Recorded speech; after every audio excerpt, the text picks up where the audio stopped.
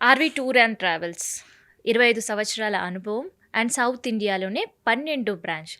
And A branch అడుగుపెట్టినా మనల్ని మంచిగా receive చేసుకొని మన బడ్జెట్‌లోనే టూర్ అండ్ ట్రిప్ ప్లాన్ చేయడం వీళ్ళ స్పెషాలిటీ. అయితే ఇవాళ మనం చార్ధామ్. సంవత్సరం పొడుగునా ఉండకపోయినా కేవలం కొన్ని నెలలు మాత్రమే ఈ యాత్ర ఉంటది. అందుకనే ఈ యాత్రకి చాలా డిమాండ్ ఉంటది.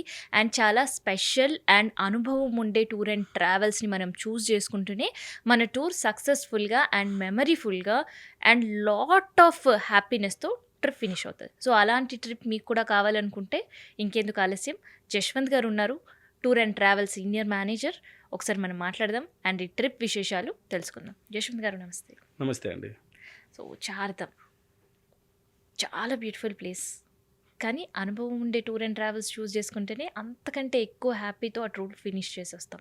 సో, మార్కెట్‌లో ఆర్‌వి టూర్స్ అండ్ ట్రావెల్స్ మంచి ఎక్స్‌పీరియన్స్ చెప్తున్నారు టూరిస్టులు. ఎందుకు అంత స్పెషాలిటీ? ఎగ్జాక్ట్‌లీ అండి. మీరన్నట్టుగా చార్ధామ్ యాత్ర మన దగ్గర ఏంటంటే ప్రతి ఇయరు కొన్ని వేల మంది ఎళ్తారండి. ఎందుకంటే డైలీ బ్యాచెస్ ఉంటాయండి. హ్మ్.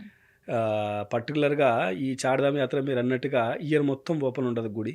అక్కడ ఉన్నటువంటి టెంపుల్స్. కేవలం కొన్ని నెలలు మాత్రమే. ఒక 6 మంత్స్ మాత్రమే గుడులు ఓపెన్ ఉంటాయన్నమాట. ఆ 6 మంత్స్‌లో కూడా చూసుకుంటే మనము ఒక 2 మంత్స్ స్టార్టింగ్‌లో, తర్వాత ఎండింగ్‌లో ఒక 2 మంత్స్ మాత్రమే మనకి టూరిస్టులు వెళ్ళి అక్కడ ఎంజాయ్ చేయడానికి వీలుగా ఉంటుందన్నమాట. ఎందుకంటే మధ్యలో వర్షాకాలం వచ్చేస్తది. సో, వర్షాలొచ్చినప్పుడు మనం అక్కడికి వెళ్ళాలనుకుంటే రోడ్స్ అన్నీ కూడా ల్యాండ్ స్లైడింగ్ జరిగి చాలా ఇబ్బందికరంగా ఉంటాయి.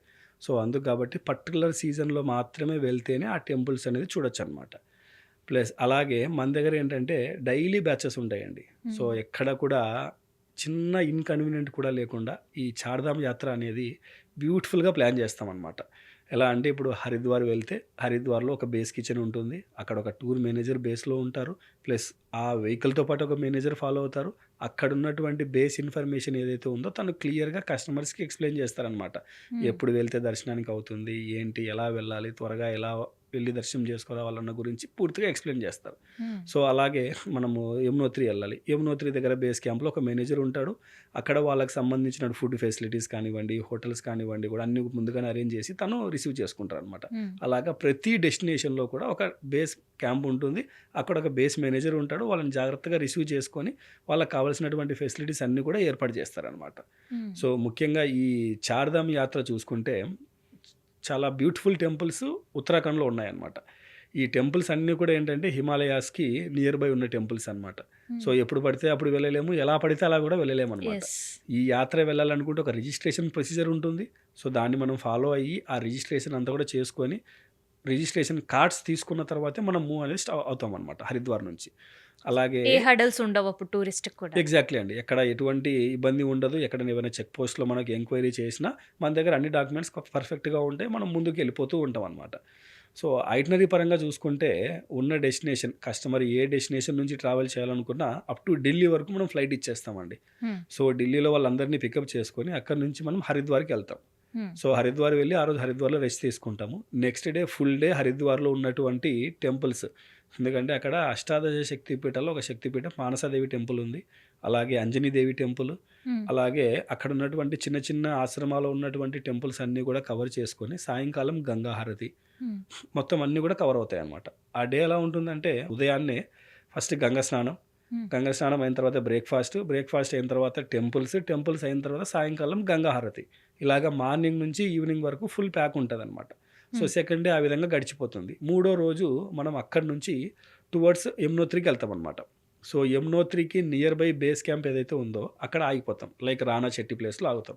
సో, అక్కడి నుంచి కేవలం ఒక 40 మినిట్స్ డిస్టెన్స్‌లోనే మనకు టెంపుల్ అనేది ఉంటుందనమాట. హ్మ్. ఈ యమునోత్రి టెంపుల్ ఏంటంటే బస్ నేరుగా వెళ్ళదు. ఒక పాయింట్ పర్టిక్యులర్ అంటే లైక్ జానకి చెట్టి అనే పార్కింగ్ ప్లేస్ వరకు మాత్రమే బస్సులెళ్తాయి. ఆర్ హ్మ్. ఎల్స్ వెహికల్స్ ఏదైనా మనం వెళ్ళినా వెహికల్స్ అక్కడి దాకే ఎళ్తాయి. అక్కడి నుంచి మనము 6 కిలోమీటర్స్ నడిచి గాని, డోలీ గాని లేదంటే గుర్రం మీద గాని వెళ్ళాల్సుంటుందనమాట. హ్మ్. సో, ఆ రోజు పూర్తి రోజు మనకు టైం ఉంటుంది. మార్నింగ్ 8:00 నుంచి ఈవినింగ్ 5:00 వరకు.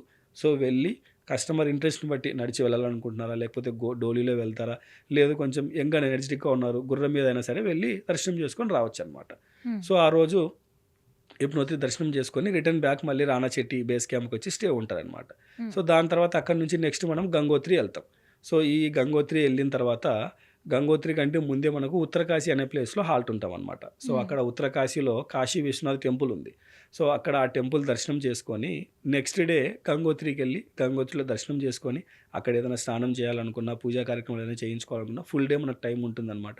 సో గంగోత్రి టెంపుల్ అంతా దర్శనం చేసుకొని రిటర్న్ బ్యాక్ ఉత్తరకాశీకి వచ్చేస్తాం. హ్మ్. సో ఈ విధంగా మనకు 2 ధాములు కంప్లీట్ అయిపోయాయి. యమునోత్రి, గంగోత్రి. సో మూడో ధామ్ ఏదైతే ఉందో కేదార్నాథ్ టెంపుల్ అనమాట. చాలా ఇంపార్టెంట్ టెంపుల్. చాలా కష్టంగా ఉండే టెంపుల్ అనమాట. అంటే వెళ్ళడానికి చాలా కష్టంగా పడుతూ ఉంటదనమాట. ఎందుకంటే హ్మ్. ఇప్పుడు మనము యమునోత్రి వెళ్తే 6 కిలోమీటర్స్ నడుచుకుంటూ వెళ్ళాం. హ్మ్. అలాగే మనం కేదార్నాథ్ టెంపుల్ వెళ్ళాలనుకుంటే 16 కిలోమీటర్స్ నడిచి గానీ, డోలీ గానీ, గుర్రం మీద గానీ వెళ్ళాల్సి ఉంటది. ఓహ్! అక్కడ మనకి హెలికాప్టర్ ఫెసిలిటీ కూడా ఉంది. బట్ హ్మ్. హెలికాప్టర్ ఫెసిలిటీ అనేది ఏంటంటే చాలా లిమిటెడ్‌గా ఉంటుందన్నమాట.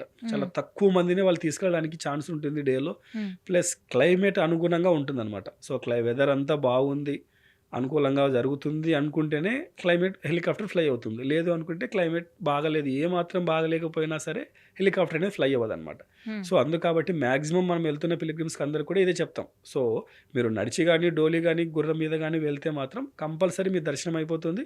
మీ యాత్ర సక్సెస్‌ఫుల్ అయిపోతుంది. హ్మ్. సో అక్కడ మనం వాటికి అనుగుణంగా ఏంటంటే ఎవ్రీ డెస్టినేషన్‌లో మనం 2 నైట్స్ హాల్ట్ ఉంటాం. హ్మ్.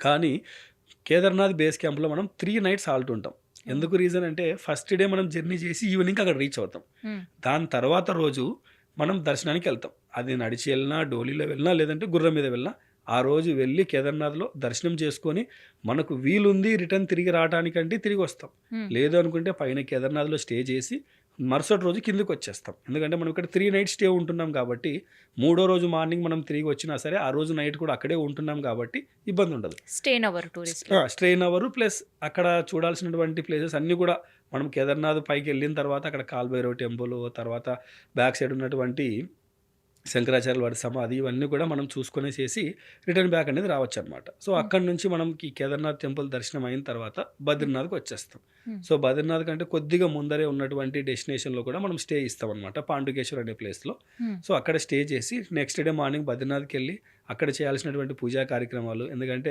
బద్రీనాథ్ వెళ్ళంగానే కంపల్సరీ ప్రతి ఒక్కరు కూడా ఏంటంటే పిండ ప్రదాన కార్యక్రమాలే చేస్తారనమాట. హ్మ్. బ్రహ్మ కపాలం అనే ప్లేస్‌లో. సో పిండ ప్రదాన కార్యక్రమాలు, దర్శనాలు, అలాగే పక్కనే ఉన్నటువంటి మానా విలేజ్ విజిట్ చేసి ఈవినింగ్ అంతా మళ్ళీ మనం పాండుకేశ్వర్‌కి వచ్చేస్తాం. సో అలాగా ఈ 4 ధాములు దర్శనం చేసుకొని రిటర్న్ బ్యాక్ మళ్ళీ మనం హరిద్వార్‌కి వస్తాం. సో ఈ హరిద్వార్‌కి వచ్చేటప్పుడు హరిద్వార్‌కు పక్కనే మనకి 20 కిలోమీటర్స్ బిఫోర్ రిషికేశ్ వస్తుంది. హ్మ్. సో రిషికేశ్‌లో చూడాల్సినటువంటి ప్లేసెస్ అన్నీ కవర్ చేసుకొని, అక్కడ సాయంకాలం గంగా హారతి టైంకి వెళ్తే మనం గంగా హారతి కూడా కవర్ చేసుకొని లాస్ట్ మనం హరిద్వార్‌కి వచ్చేస్తాం. సో హరిద్వార్ నుంచి రిటర్న్ మళ్ళీ బ్యాక్ ఢిల్లీకి వస్తాం. సో ఈ విధంగా 12 నైట్స్ 13 డేస్ టూర్ అనేది ఉందన్నమాట. సో ఈ 12 నైట్స్ 13 డేస్‌కి సంబంధించి విత్ ఫ్లైట్స్‌తో బ్రేక్‌ఫాస్టు, లంచు, డిన్నరు, మంచి అకామిడేషను ప్రతి దగ్గరలో కూడా ఇద్దరికి కలిపి ఒక రూమే ఉంటుంది. మొత్తం అన్నీ కలిపి 68,500 రూపీస్ అండి ప్యాకేజ్. ఓహ్! సో ఇంత ట్రిప్‌ని చాలా నామినల్ అమౌంట్‌తో చేస్తున్నారు. How it possible? అండ్ ఈ టూర్‌కి మీకు చాలామంది టూరిస్టులు కూడా ఉన్నారని విన్నాం. ఎందుకు మనకి ఈ ప్రైస్ తక్కువ వచ్చిందంటే అండి, చాలా ముందుగానే ఫ్లైట్ టికెట్స్ అనేది పర్చేజ్ చేస్తాం. ఓహ్!